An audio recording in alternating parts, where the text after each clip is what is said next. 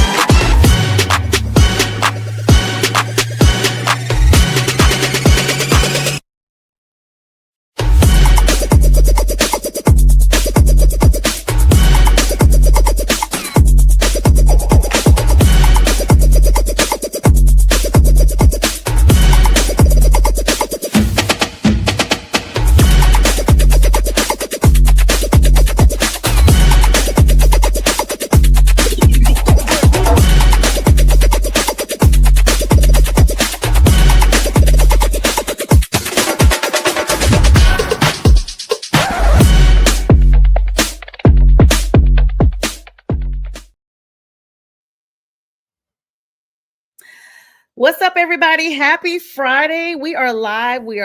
It's Friday with the Fellas. I am the host of Prim and Proper Sports, Sonja. I'm joined by the dope producer on the beat with everything you guys see going on, BA. And of course, my brother, James JTrain Martin. Gentlemen, how are you guys doing tonight? Just Ducky. Let me go ahead and give Just Ducky. You doing good, JTrain? Everything is everything right now. Y'all, JTrain been a little tiny bit under the weather, but he's with us tonight. He's all smiles. And so we're excited to have him here. And of course, B always. What up, Yenzer? Let me go ahead and give some shout outs and then we'll start our show. Of course, Pink Fanfur is holding it down in the Big Apple. She's there for Sunday's game with the Jets versus the Panthers. So shout out to her for all the Reels promo and all the good stuff she does. And hello, Pink, if you tuning in from wherever you are. I know you guys are partying up there. I'm in Jersey/New York. And so I'm looking forward to getting that game on Sunday. Right now, we have some baseball games going on. B, tell us a little bit about that while I get some of these streams shared. Wow, as we were talking, while the intro was going on, the Seattle Mariners, Suarez just hit a grand slam at the bottom of the eighth, and it's now 6-2. The Mariners over the Blue Jays.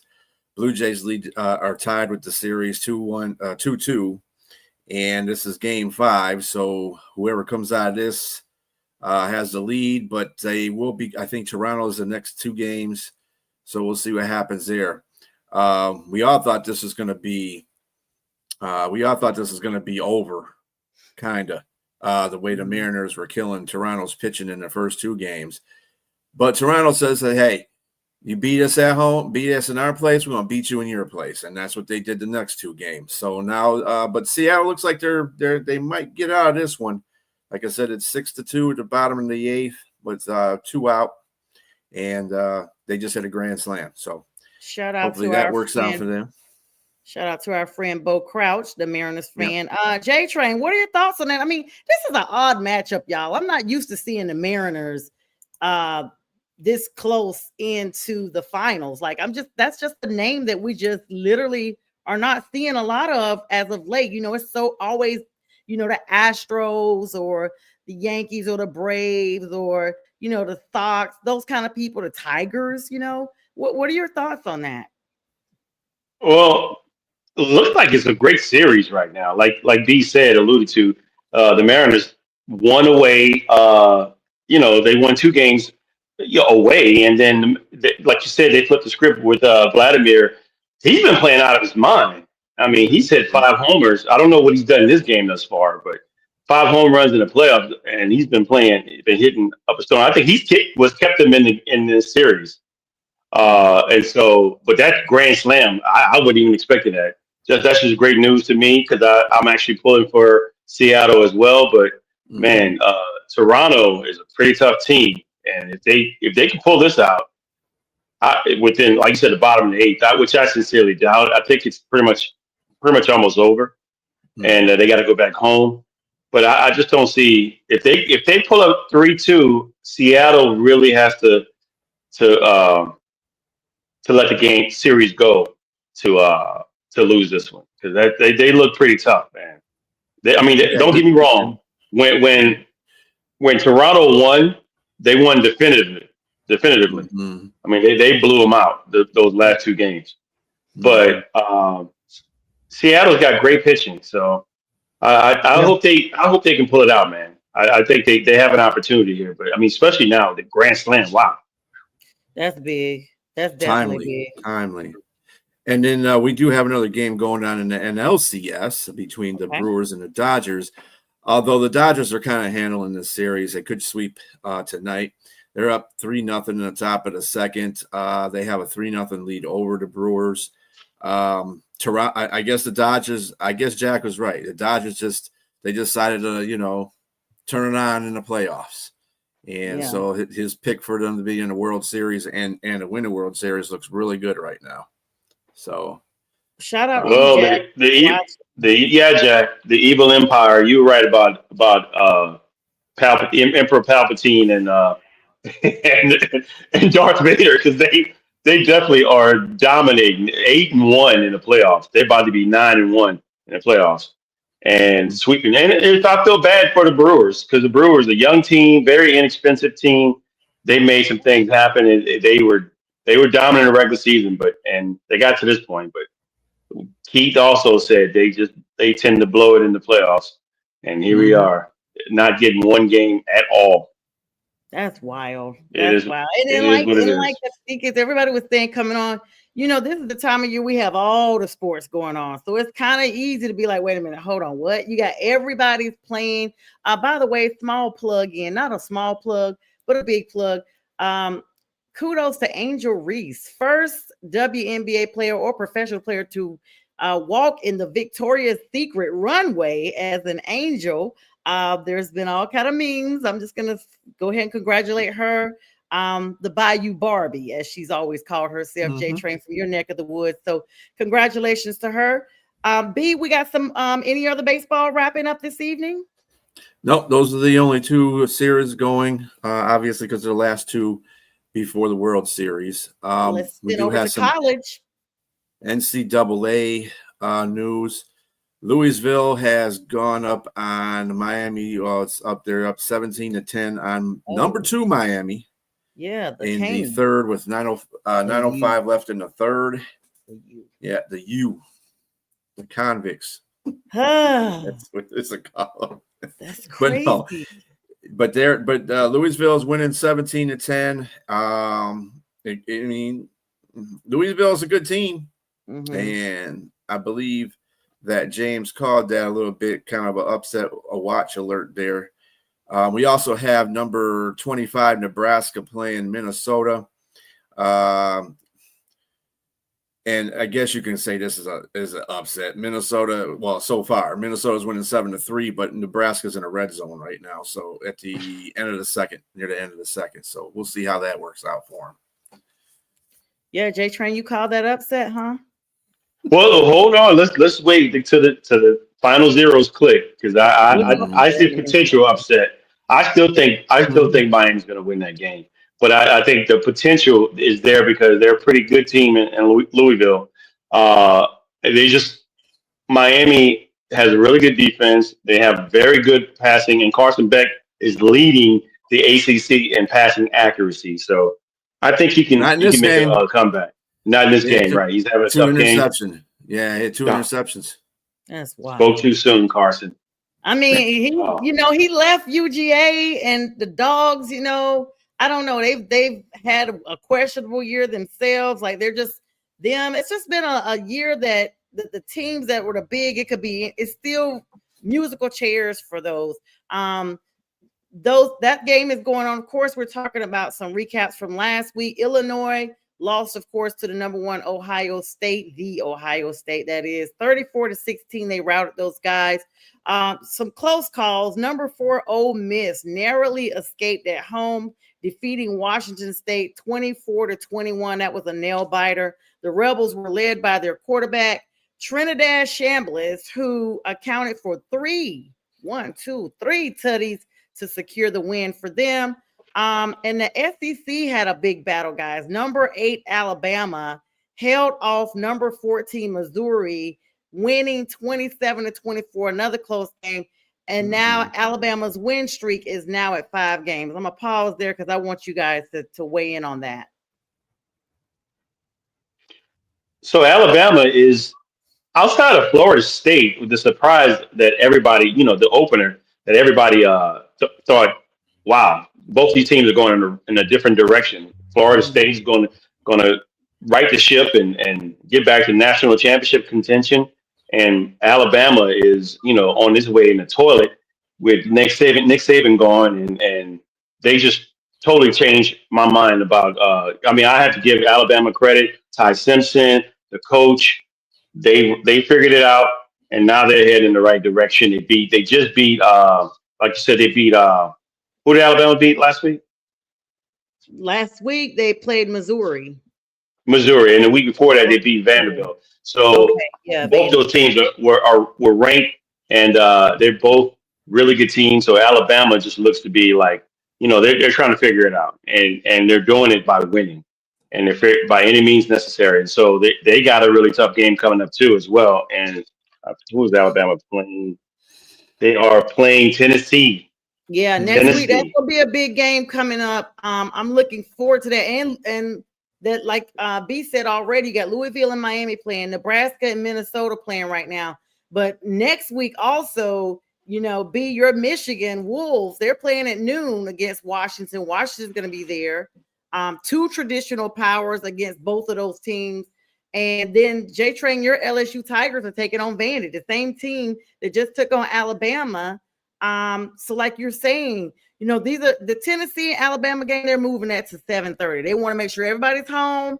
This is what they always call the third Saturday in October rivalry. They have it named. This is something they do every year. So this year, it's going to be in Alabama. That's going to be a really big game on ABC. It's going to air in case anybody's interested in watching at 7:30 Eastern Standard Time. I mean, I know you're going to watch that, right, JTrain? Another upset alert. I think Tennessee, they're ranked number 11, but they just narrowly lost to Georgia early in the season. And Tennessee actually looks like a really good team. I think that Alabama might lose this game because they're good, but they're not great. And Tennessee is high powered on offense, and I just don't think that Alabama's defense can shut that offense down. And I think that's where the problem is going to lie. And I think they're going to outscore Alabama. Alabama's a very good team, but I think Tennessee's defense is good enough to slow them down some, and their offense is good enough to outrace them in points. And so in Alabama, I like Tennessee to sneak a win. Yeah, I believe that 100%. And I love that upset alert. B, do you agree with that? I mean, yeah, Alabama, it's kind of like one of those teams that you want to believe in because of their tradition, their winning tradition over the last, 10, 15 years. But then it's like you don't have Nick Saban in, so you kind of feel kind of uneasy about the situation. And then they lost. Then they lost to Florida State. I mean, I don't know. It's Tennessee is a good team too. Let's not get it wrong. Tennessee's always a good team. They're always trying to play spoiler and everything. They're one of the most consistent teams in the SEC, I think. Anyway, but since both are ranked, Yep. One's Alabama's number 6 and Tennessee's number 11. Exactly. That's what I was going to say next. These teams are ranked, and like I said earlier, it could be musical chairs because y'all, this is a part of the season that nobody can afford to lose anything. Like, it moves around really quick the first couple of weeks, but now this late in the season, folks is going to start getting knocked off if they don't go ahead and perform and get these dubs. So yeah, some other games, Texas at Kentucky, that's at 7:00 as well. That's going to be a little bit before the 7:30 game kickoff. Texas A&M at Arkansas, that's going to be a good game, 3:30 that afternoon. And of course, the Ohio State is taking on Wisconsin. Okay, this is the top ranked, Buckeyes. They're on the road. Is there a possible upset on this one or no, JTrain? Oh, hell no. Nah. Wisconsin? No. Wisconsin is they're playing pure trash. This is not the Wisconsin of old when they were Right. running up and down your throat.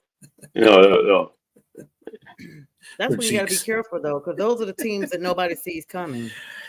Well, as much as I hate Ohio State, they do have. I mean, those when you have a big school program like that, you usually don't take your focus off of the fact that it's a lesser powerhouse. They try to go out there and bury their face in the turf. That's what they do. Mm-hmm. That's what good teams do.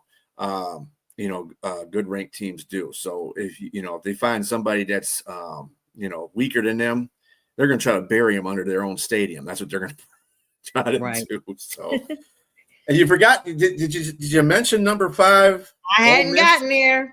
Okay. I'll let you do it, B. Yeah, 05. Let's not forget about 05. Number 5, Ole Miss, and number 9, Georgia, playing in Georgia. Yep. Why are they giving them a 7.5 point spread, though?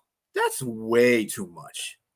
I think because Ole Miss barely, like Sonja mentioned earlier, they barely beat Washington State, man. And then they beat LSU, and LSU they knocked LSU down. They swapped places in ranking, but to just flop like that against Washington State, and Georgia lost their last game, right? They lost the last game, but they're still favored 7.5. Minus 7.5. Georgia has not looked as good as they were at all in a while. It's not the same Georgia, honestly. I don't know why they got rid of Carson Beck. I don't know what the reasoning behind that was, but they have just not gotten their footing. I still got them winning this game. I think that they're a little tougher in regards to defense, and I think they have enough juice to win a close one. I don't think it's going to be 7.5. I think it might be like 3 points. Mm-hmm. But I got Georgia winning at home. Yeah, I think Ole Miss was looking past Washington State, and that's why that game came so good, so close for them. I think Ole Miss is going to smack Georgia.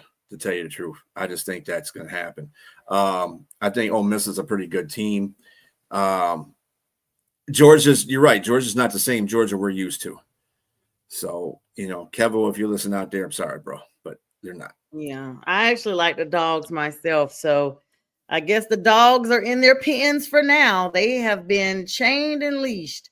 Another Georgia team playing is Georgia Tech at Duke. It's a yawn fest. Georgia Tech is number 12. I don't follow Duke except for basketball. It's at noon. What do you guys think? I saw some excitement perk up on your faces. Yeah, no yawn fest here. Georgia Tech is undefeated. They are 6-0. That's why it's gonna be a yawn fest. There's no competition. No, Duke is only lost 2 games. So there's a possibility, and this is a rival, so they could possibly upset here, but at Duke. So we'll see here. They're 4-2. So Duke is not like a scrub team. They have an opportunity here, but because both teams are averaging over 36 points. So I think it's going to be somebody who makes a boo-boo. When I say boo-boo, I mean either a fumble or interception. They don't throw the ball too often, so I would say it had to be a fumble. So whoever turns the ball over is the team that's going to lose. Because like I said, I looked at both defenses. They're about equal. And again, both offenses are high-scoring offenses. Again, high yardage. They run the ball greatly. They're kind of evenly matched. So I think Georgia Tech is going to win this one, but it's going to be tight. That's why I got you on here, because you clearly knew all the stuff that I didn't. For everybody that does not know, because everybody knows usually I'm on my facts. Y'all know I've been off the grid a little bit with studies. So Jay, thanks for giving me that info, because I was like, yeah, yawn fest, and y'all were like, what, girl? Yawn fest? What are you taking to go to sleep? Because B, you agree with that? It's gonna be a big matchup, right? Yeah, this is like the weekend for big matchups. A lot of good games out there this weekend. So yeah, everybody stay out there and watch them college football games tomorrow, because there's going to be some good ones. Number 14 at South Carolina at 12:45. SEC matchup as well. And then, of course, we kind of hinted a little bit earlier about the LSU JTrain's Tigers going to go down to Vandy and see if they can't do some mauling of those. All right, guys, a lot of big games. B, you got a score update for us? Well, let me get you two other college games that might be good. All We right. got USC Mm-hmm. playing Notre Dame. In Notre Dame, Notre Say Dame is favored by 9.5. But okay. yeah, I they don't know don't do about this nine no and a more. half. They That's don't they crazy. don't they don't have this no more. They got to carry the football now. Oh, They okay. changed No the more. logo. No more. Wow. No more Fighting Irish. No, really? That's a big jump, yeah, though. you Don't you You think? look at can't their put your fist logo. up. You can't put No, your fist up no more. no, the logo has changed. The logo isn't like this anymore. It's him carrying the football. That's Oh, crazy. You know did they what? just purposely do that? I mean, Yeah, because they have to be woke anyway. You know what? what? I didn't even know that was their logo. I was just thinking, Fighting Irish, and Yeah, now, but like, here that's we their are logo. making a statement. That was their logo. Yeah. So Wow. Whose decision was it? Was it Notre Dame or was it the yeah, it was league? Notre Dame. It was Notre Dame Oh, okay, because they whatever. woke. I But mean, anyway. but let's be clear: 9.5 points. You guys agree? That's like basically 2 scores for real. Well, especially after what I saw USC do to my Michigan Wolverines last week. I don't know. Yeah, I think that's kind of It's kind of high. I think I give it more of a 5 to 6 point spread, but I still think Notre Dame's going to win this game at home. I like them in South Bend. USC looks good, like you said. They look pretty decent against your team, but Notre Dame, the games they lost some very close games, and Mhm. Notre Dame looks really still tough. I have to give it to them, and I think they're on a roll right now. I don't think it's going to stop. That train is running, and they might be hiding their fist, but they're still punching. They're still fighting I Irish, like that. as we know. It's a secret fist. No, but nobody There's a sees it secret coming. fist. Yeah, they throwing some sneak punches. They got their It's the gloves on, so you don't see it's the them. Trojans. It's the fight. No, no, B. I'm gonna stop it right there. Because this will be That's supposed to be on the part two of the professional sports unprofessional show. show. Yes. It's Friday night. Just Yeah, got I paid. guess they Anyway. were saying they got 2 fists, for the Trojans, double fisting or whatever. But all right. Oh my goodness! Whoa. So that went way beyond it. I mean, you were saying, Trojan. Okay, all right, guys. So Uh, those big And we also matchups. we got one more good matchup. We got the Utah Utes versus BYU at BYU, and the Utah Utes are favored. Utah is number 23 and BYU is number 15. Way to This is an follow interesting up game. the Trojan comment. Another upset to Now me. BYU. Even though the Utes are favored, they're still ranked below, and I think it's an upset. I think the Utes are going to win this game too. Yeah, I think the Utes are going And hello, everybody coming on. Make sure you guys say hi when you drop in. Of course, we're shouting out Pink Fanfur and the Big NY if she's watching. Mad Cata, a whole bunch of Panthers fans are in. It's the Panthers taking over the Big Apple, and so Jets trying to get their first win. We'll talk about that here shortly. B, do you have a college score update from the games that's going on now before we move on to the NFL? Still 17-10. Miami's driving and they're on a Louisville 24. It's still 3:21 left in the third. Nebraska cut it to a 1-point lead or 1-point deficit. Minnesota still winning 7-6. We do have Utah State and San Jose State playing. Who cares? 6-3. Always give them Utah a Friday State. game. Yeah, well, It's because they're a literally small always school. a Nobody Friday cares. game. They got to be put somewhere. Yeah, I literally be Anyway. like, San who? Yeah, San Jose. All right, guys. So let's move over to your favorite topics, and that is the NFL. So let's go in reverse. Last night was the Uncle Bowl. We saw Joe Flacco, and you know what, guys? I'm gonna be honest. I thought I had chosen the Bengals to win this game once I saw that Flacco was signed, but I didn't. I forgot to go back and change my pick'ems. And it was like endorsements by Icy Hot, 40, 40-year-old quarterbacks. Viagra. All of that stuff, all the endorsements. But Joe Flacco looked absolutely stellar. But shout out to Aaron Rodgers, that big 60-yard Hail Mary that he threw at the end. It like to been, as we say in North Carolina, like to been caught. And then you would have had a whole different thing. But shout out to the kicker McPherson who got it done. Right, they left too much time on the board. Honestly, they should have ran that clock down further. You cannot leave 7 seconds on the clock with Aaron Rodgers being able to get back on the field, guys. What were your thoughts about that game? Yeah, I think it was. I think it was a good game. I think it was a really good game. It was a surprisingly good game. And everybody thought that Pittsburgh was going to come in there and wipe them clean because of the problems that Cincinnati has on the offense and the defense. But I mean, the defense, they still gave up 31 points, but at the same time, I mean, they played well enough to win. They got 2 interceptions off of Aaron Rodgers. One he blatantly threw, and then the other one was in the coverage. Well, let me put it this way. So I keep trying to tell everybody about Metcalf. He's lazy. He's a lazy receiver. Ain't no way that guy with that ability and that height and how big he is should be playing like the way he's playing. He should be beasting everybody.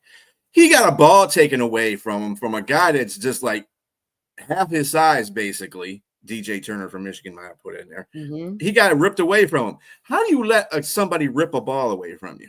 And you're grown. I mean, this dude is big. He's got big hands too. How do you get a ball ripped away from you? I think the corner was just as shocked as you are when he came up with the ball. He was looking like, did I really just take that ball from him? Everybody was shocked. I mean, Aaron Rodgers threw a 68-yard touchdown pass earlier to Pat Freiermuth. I think that's how you say his name. Freiermuth. And that's what got them that 1-point lead. But this game, so I didn't see the game live. I'm so upset right now because I have Prime. So when I come home, late in the evening or whatever, once I'm, done with class, I'm looking forward to seeing the game. It's supposed to have no score preview and no audio when I turn it on so that I can get the option to watch the key replays, watch live, or you get a chance to rewind it. Well, I got none of those, and I went ballistic on my Alexa because of it. As soon as I turned it on, I saw the score. I was livid. It's the second week that's happened. But this was a game of turnovers that came down to the difference. That's what it really was about. Rodgers had those two interceptions. Those two interceptions led to the 10 points that the Bengals had in the first half. And I feel like that right there is what really had the entire narrative of this game hinged around those two particular plays, I would say. Sometimes you guys know how it could be that one play that your team never recovers from, and you see it like it drags the entire 4 quarters. Well, those two were what happened in last night's game. This was only the second time in Super Bowl era that both starting quarterbacks were over 40 years old. So this, Rodgers 41, Flacco 40. I don't know if Flacco's had his birthday yet, but Rodgers will be 42 in December. But the completion rate, when you look at the comparisons, Rodgers had 23 out of 34 completions, Flacco 31 out of 47. Both of them were 67 and 66%, very competitive, very comparable. The yards that Rodgers had was 249 and Flacco had 342. And then their touchdowns, Rodgers 4, Flacco 3. The only difference, like I said, was those interceptions. Their passer rating was literally only 4 points apart, 103.7 and 108.6. This guy was really big for the Bengals. They needed this refresher, especially after having such a banged up billion-dollar offense that can't even play in this game. 33-31. And I saw that, I think it was Yenzer said earlier he was done with football after last night's game. Well, let me say this. DFAX, you got to be on the lookout. DFAX is already out on the lookout for Jamar Chase. Yeah. Because he was bringing STA to Jalen Ramsey. Mm-hmm. When I say STA switched to ass, he was giving him the business. Yeah. He was taking the switches off with the leads, just pulling them off, and just giving him the business. Because first of all, the storyline is not the old quarterbacks. It's the old quarterbacks going against two bad defenses and secondaries. they were able to throw the ball because both these defenses are god awful. And I hate that. And I'm more embarrassed for the Steelers defense than I am for the Bengals defense. We already know what their defense is. It was just crap Yeah. coming in. I mean, you know that they got to score points. But I'm going to say you got a little bit of the Bengals not having Browning and putting him on the sideline and putting Flacco in the game has made them more confident, at least if not competitive. I mean, or if not uh, contending for anything. They're at least confident and competitive because you got incredible wide receivers. And what I didn't know they had is what was a running game. That mean they ran for 100 and some odd yards. Right. And I'm still surprised. I'm sorry, Jens, but that defense was. Oh, he agrees with you. He agrees with you. Oh, yeah. The yeah. running game. The Cincinnati Bengals were last in the league for yards average per game in the running game, and I don't know what happened to the interior line of Pittsburgh, but Chase Brown was just running right through it like it was Swiss cheese, and the running game was the most important part of this game for Cincinnati because without that running game, it wouldn't have been able to set up the passes. And let us give us a shout out to Chase. Dude, he had 16 receptions. That broke a franchise record. It was, of course, 6. I believe it was 6 off the NFL record, which was set by Brandon Marshall at Denver. But he was all over the place. Chase, and you know what the bad part about the defense is? When I knew the Pittsburgh's defense was bad? When Cincinnati was going down there to try to get the field goal, why was Chase by himself to get that one first down? I mean, there was nobody around him. I said, of all the people that you could not cover, you didn't cover Chase. Come on, guys. And when they did cover him, when they did cover him, I thought I was seeing terrible towels on the field. I kept seeing the yellow laundry. There was nothing but flags everywhere. They were holding him, and he's still catching the ball. Mm-hmm. Sorry, Yenzer. Mm-hmm. Yeah, he's pretty pissed off about that. I will tell you. Go ahead, B. I'm sorry. And Jalen Ramsey kind of reminded me him and Chase competing there. Kind of reminded me of the Super Bowl with the Rams in Cincinnati, where Chase got kind of the better of him in that game too. Even though the Rams won that game, but Ramsey is.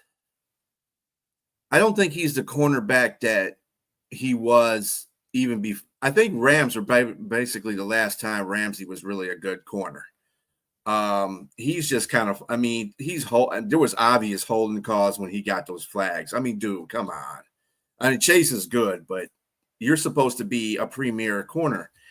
Slay didn't show up. I didn't see Slay in that game at all either. I did see him. He was behind other people, Yeah, he got slayed. Porter was also about the only corner on that team that played. Yeah, and he was about the only corner on that team that played decent, and even he got carved up by Higgins. Higgins had like 6 catches for 96 yards and 1 touchdown, so he was out there. He wanted everybody to see why he held out on that contract. He's like, "This is why, because this is who I am." But I think the best thing about this game for Cincinnati is I think they can right the ship with Flacco until Burrow comes back in December. And possibly because that division is garbage, really, they could probably compete for the playoffs if it comes down to it. I don't have faith in Pittsburgh right now. Baltimore's a shamble of themselves. Yeah, Cleveland is Cleveland. I just put it that way. So Cincinnati might have just enough right to get to that number 1 spot. I told people, I said, I don't know why you keep choosing them because they don't have an offensive line. They don't have a defensive line. But, hey, they started off the season 2-0 and 1.5 games to play with Burrow. So, surprise, surprise. Could happen. This is what I think the AFC does, though. They signed every team that has. I'm sorry, JTrain. Every team that has signed Flacco, they signed him in these same situations, and he is a difference maker. He is a floating quarterback. We've seen him do this with so many other teams before. Not the remote. I think that the AFC North is wide open for every team, even the Baltimore Ravens. Even at 1-5, I just don't think that the looks like the Steelers should have a hold on this right now with the way things were going for the other teams, but they're not. They let Cincinnati back in, and I think if Lamar comes back healthy, he has an opportunity still to write it. And if you got a healthy Lamar, then you still have an opportunity. So that's why I still give Baltimore a shot there, even at 1-5. Did you guys? It's just they Pittsburgh got to show me something different. They got to show me something better on defense, and you got to show me that you have somebody other than DK Metcalf to throw the ball to. And I didn't see that. Even John New Smith, he's okay. I mean, he can hit the tight ends, but they need another wide receiver. That's probably they're going to get somebody before the trade deadline hits, and that's what I think that's what's going to happen. Yeah, they got to, and I don't know whether to be happy about this or to be no, I'm not going to be happy about this, but I can see where it comes from. I'm sure everybody saw late in the fourth quarter when Rodgers threw that 68-yard touchdown.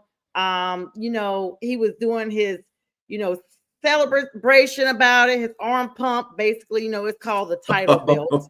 The offensive lineman as he jogged towards the sideline, 311-pound tackle Jones literally runs over him and accidentally crashes into him from behind, knocking him down to the ground. Rodgers gets up and shoves him, literally shoves this guy, and then appeared to yell at him on TV, of course. Given his history with injuries, that's probably the first thing, like, okay, you guys may shatter his pelvis. You cannot push down a 40-year-old quarterback.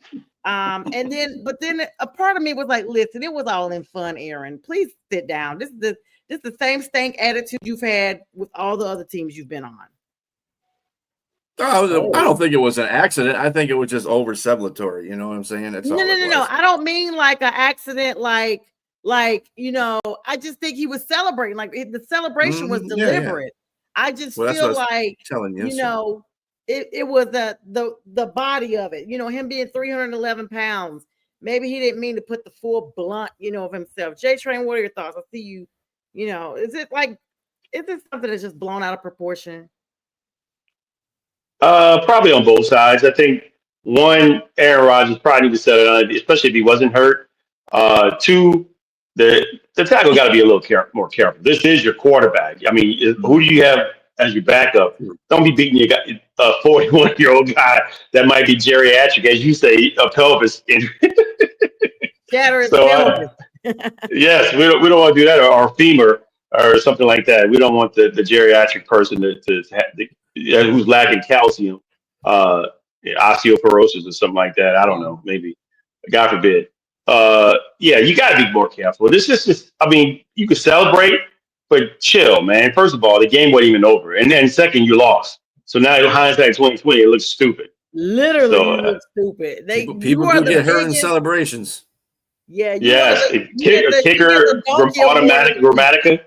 Mm-hmm. He was jumping and tore an ACL after he made a field goal. This stupid stuff.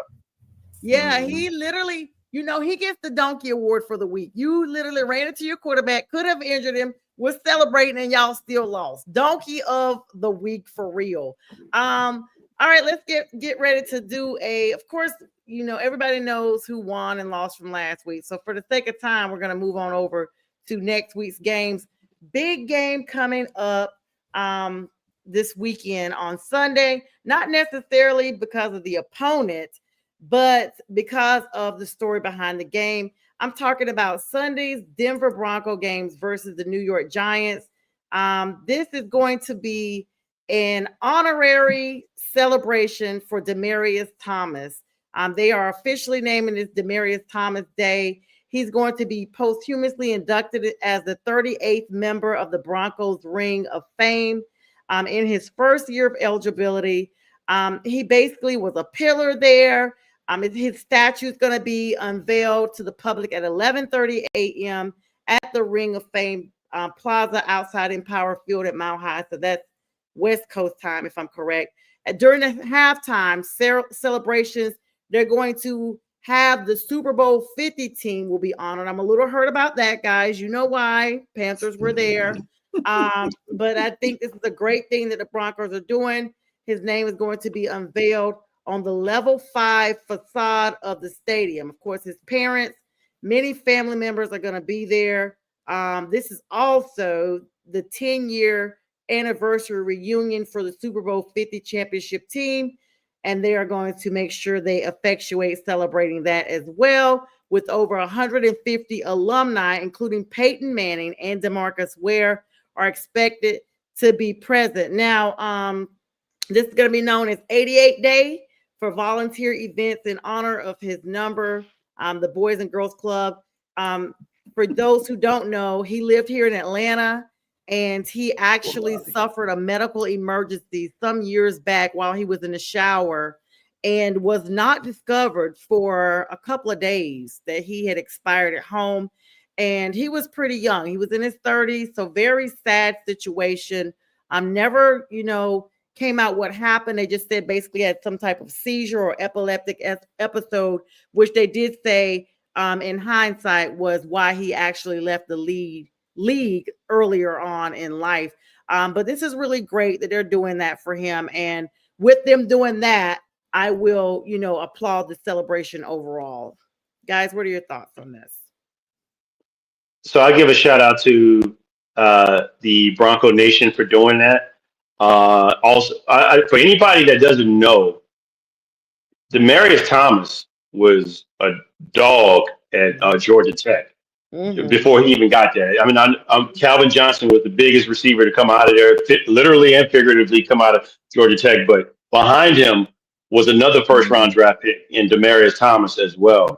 And he was a dog coming out of there too. You can look at him; he's a big wide receiver. He wasn't too shabby himself, and he played well. He played great. He's the guy that gave Tim Tebow his touchdown in the playoffs to beat the Steelers when they actually beat them. And it keeps coming, Robbie. You must have click off. Robbie, he's taking up stuff today. Yes, but shout out to the Bronco Nation again. I didn't know they were doing all this. It's unfortunate what happened to him in life, unfortunately, after football. But great player, even better person. And rest in peace, Demaryius Thomas, and shout out to his family and the Bronco Nation. And I hope everything goes well on that day with the unveiling of the statue. Yeah, definitely a proponent of that. Not all the other celebrations they got going down. They ain't got to do all that.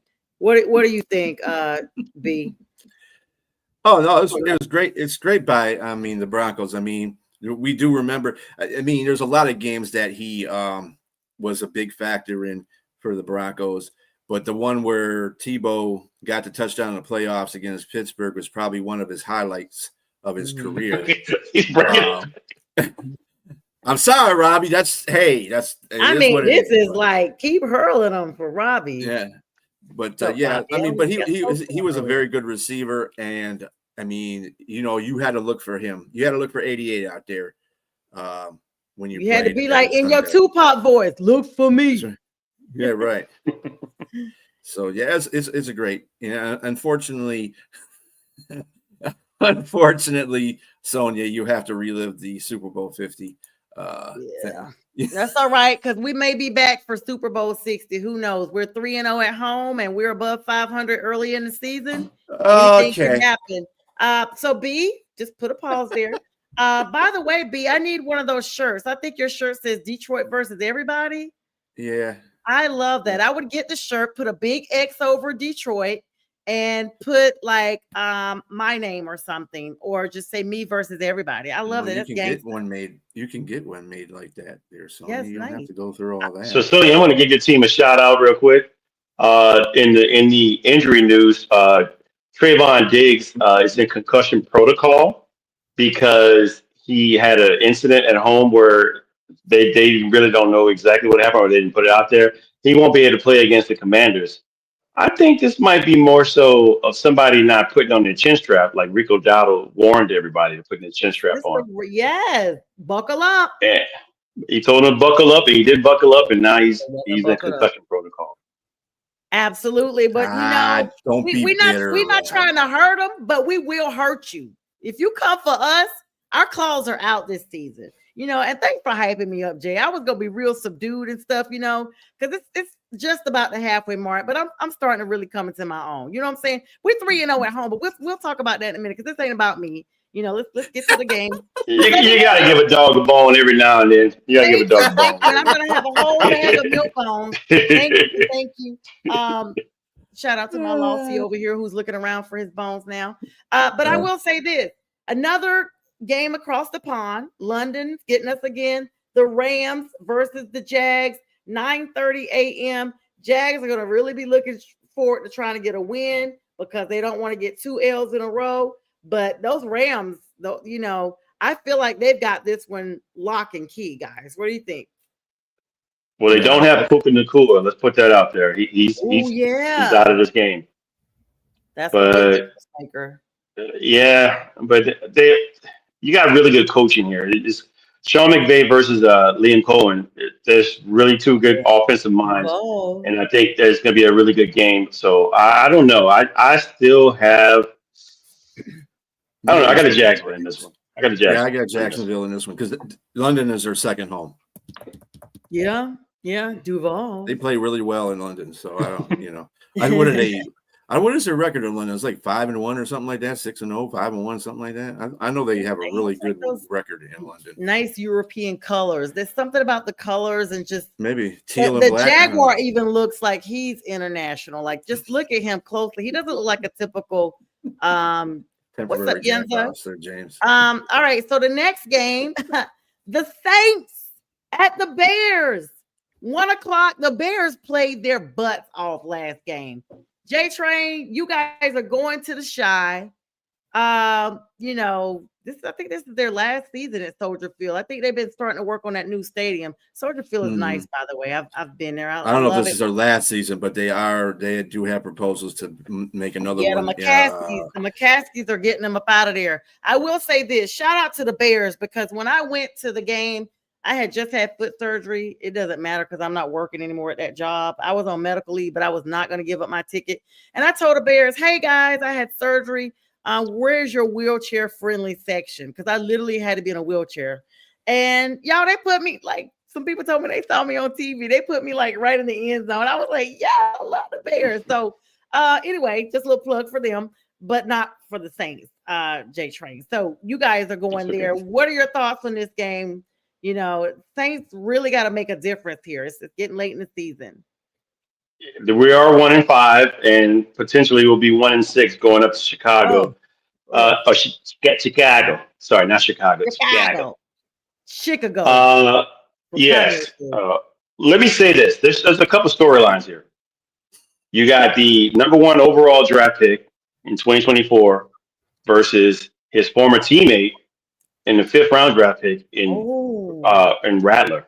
Remember, both these guys, Rattler was number 1 highly touted quarterback coming out of high school in Arizona. Yeah. And he was a starting quarterback there. He was projected to be a 1st round draft pick. I think some injuries happened and then Caleb Williams took his spot and never let up. And so they even asked him, are you guys like cool? He said, we're cordial. This is like Jalen Hurts versus Tua Tagovailoa. This is that same type of story. Wow. So he's gonna go up there. He's got a chip on his shoulder. Rattler's been playing really good as of late, and he's been getting better and better. Do they have an opportunity to win here? There's another storyline here. Former head coach of the New Orleans Saints, Dennis Allen, is the defensive coordinator. So he's defensive coordinator, and he's given up 5.6 yards per rush. Mm-hmm. The Saints have Alvin Kamara and the guy that he did not like in Kendre Miller. Kendre Miller is going back up there on a revenge tour. I think he wants revenge to go up against a former head coach, and they give him a business. I think the team's going to run the ball. I think they still lose the game here because it's going to be a tight game. They've been playing really good teams tight all season. But I think they still lose. But I still think they play them close, and Rattler plays probably his best game of the season in this game as well. With probably like 3 touchdowns. You up though, JTrain. You guys beat the one team that I was so happy you beat, and that is the Giants. And that's because all of us are in this group chat. And we just, we don't hear much from Fern anymore. Once you put that fire out, he has quietened down significantly. I mean, No, Fern, we love he's you. still You're trying to probably talk stuff. sneakily watch. He's trying to come for you. He's trying to sidebar stuff. Yeah. He ain't coming out on He me was because talking junk about the he gonna Panthers be and stuff back in April of last year. yeah. That's because he can't take that Mardi Gras clown suit off. It's too tight. He got it painted on. All right. So unfortunately, you're predicting they're going to lose. Let's move on real quick because we got about 10 minutes. I'm just going to get to our games. Let me just tell you guys who's playing. Then we'll talk about our games. The Dolphins and the Browns yawn fest. Our Raiders and the Thieves, Kansas City. That is. I hope the Raiders can be their kryptonite like they have been a couple times and take out Kansas City. The Eagles. Well, that game. Before you go any further, Rasheed Rice is back.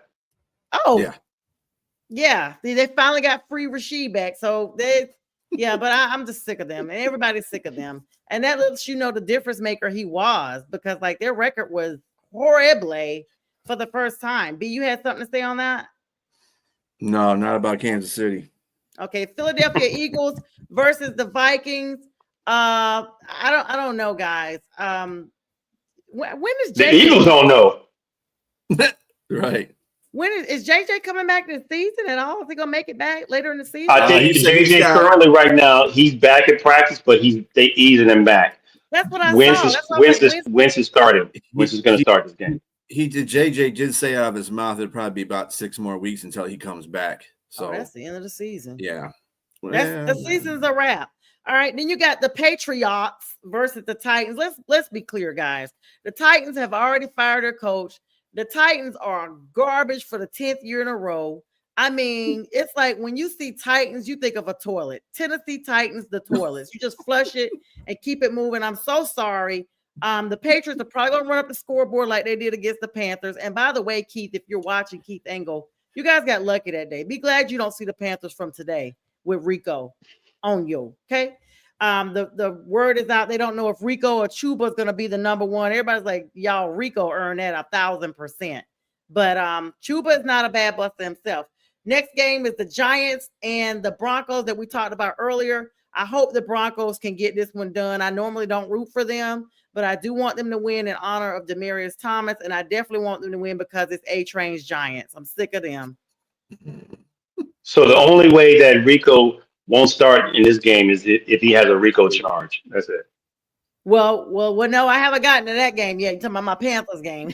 Okay. Yeah. Next game is Green Bay versus the Cardinals. Green Bay is probably going to walk away with that one. That's at 425. Then you got an NFC East rivalry. The Cowboys, who are not going to try to lose 2 in a row. By the way, shout out to the Panthers. Y'all lassoed them boys up. This is the first time we won since 2018. They come every other year. We had lost every freaking time. And this time, Bryce kept it cool, calm, collected, and he let Dowdle loose. And he made them Cowboys bow down for Dowdle. Okay? So he was a difference maker. Shout out to the Panthers for getting him. The Commanders, Jaden Daniels is back, y'all. They're playing in Dallas. We do got to talk about that. Who y'all got for that game? I don't know. Washington did not look good against Chicago. They did not. Right. And they don't. I don't know if Scary Terry is going to be in this game either. I think he is. I'm not sure. I think he's questionable. I think he might be back. Yeah. Look like he ain't scary no more. It's Halloween, but he ain't scary at all. As much as you're dawdling Dallas, the one thing that's been consistent on that team is that offense. That offense has been blowing it up. They're the number 1 offense in the league right now. Who, Their Dallas? defense is crap. Yes. Oh yeah, that's why we handled them. That's why I'm talking about them, because you handled their defense. You handled their defense. All that down. Their defense is last, and their offense is first. Washington look bad. They look bad against the Cowboys. And I don't know if they could pull this off in Dallas, because like I said, Dallas is not going to drop 2 in a row. So that game's going to be a good game. Then Sunday Night Football. Oh, God. So Brock Purdy is questionable with his toe that he has to be starting against the Falcons at 8:20. I'm rooting for the 49ers. I'm sick of folks bandwagoning the Falcons. Oh, they're this, they're that. Listen, it's a couple of games. Y'all clearly have forgotten about week 3, how they got the behinds routed. That still is this season. That is one game in the season there, Sonja. They're not all that. Kevin, what's up? I know you watching. You probably got home late, could come on the show, and you ain't been on the show since we beat y'all. And you want to say it's in the past? It's not. Y'all are garbage. And this game is on the West Coast. I'm hoping that Brock some kind of way can play with his toe. I'm sorry to be hyped up, guys, but I'm sick of the Falcons. And yeah, they. Oh, I can't even say what I want to say because I'm watching my language. They got him on at Sunday night. They got him on there. They got those fans on there. Brock Purdy is not playing either as Purcell. He's not playing either. Well, I thought he was questionable at practice, so he's officially ruled out now. Yeah, Mac Jones is playing. And that's sufficient.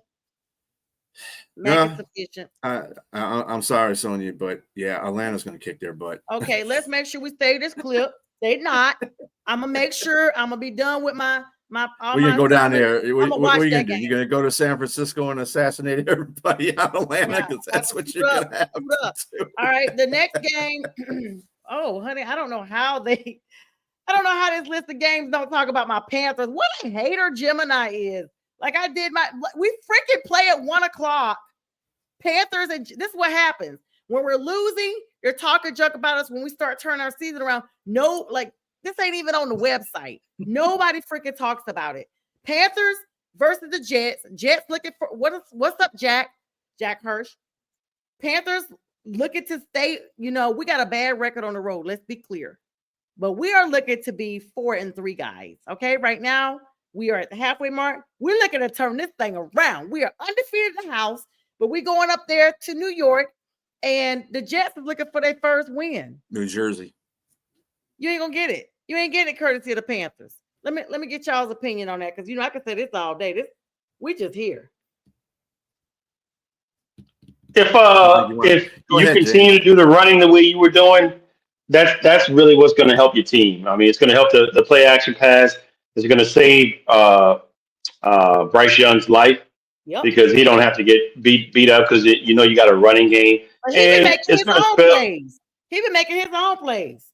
We don't need it. That's who we are. But I think this is a better defense you're about to face. But I still think I got the Panthers winning this game. I just don't trust the Jets at all. At all. B. Don't even come to me.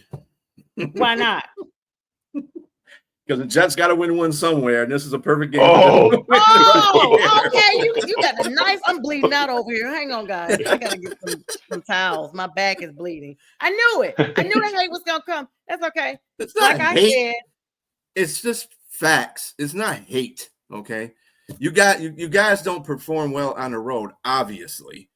I mean, not the Jets that the Jets perform anywhere but at least they're going to be at home in New Jersey. Let me hand Sonja some towels. It's not New York. It's New Jersey. I'm bleeding out on my couch. Oh my gosh! Don't be I think my kidneys just fell out. Listen, right? Bad juju. Don't say juju in this sentence, okay? I will tell you this: if it was your Lions playing them, would you say that the Jets got to get their win somewhere? Oh, hell no. Absolutely. Well, Detroit is a better team. You could put that H in front of what I'm saying, too. First of all, do not put the level of Carolina on the level of the Alliance right now, okay? Okay, I'm just saying. Give us a few more Carolina's weeks. playing good football. Yeah, we are. Yeah, I'm being cocky. I'm being hyped. I probably will regret it later, so let me have it now. And I'm wearing gold. I don't pick my team all the time either. Hey, Sonja, I don't pick my team all the time either because I know where wins and losses can come from. Yeah. Like when they played Baltimore, I didn't think they were going to win that game, but they did. But hey, it's not that I didn't have confidence in it. I know how they were. That's all. All right. Well, speaking of Juju, you deserve what you got. Thank you. We gonna win. Now let's move over to Monday night as we get ready to wrap up this show. Tampa Bay has got their arsenal lit up and armed for the Lions at 7:00. I hope y'all beat them because I'm sick of Tampa Bay, but you probably not going to beat them. They're going to make Ford Stadium their, you know what? They're going to make it. I got the Lions. They don't have any receivers. Yeah. I got the Lions. Mike is coming back. Mike is coming back. Ooh. Okay. They don't have Irvin. They don't have half their offensive line. Come on. They're letting And y'all And we play don't at have 7 we don't o'clock. have 30, we don't have 30 we don't have 30 seconds left. They're And letting y'all Detroit- and play Detroit- 7 o'clock, and the Texans are Yep. playing Seattle at 10 o'clock. Yeah. B, Seattle got my that one. condolences in advance. Seattle. JTrain, my condolences in advance. Even Lawson's coming over Just- to show just everybody say- the champs. And we say will that. wish everybody a Say good that night with part. this show. Have a great weekend. Tune in to us all weekend long for more shows. Go Panthers. Go Lions. Go Saints. Panthers.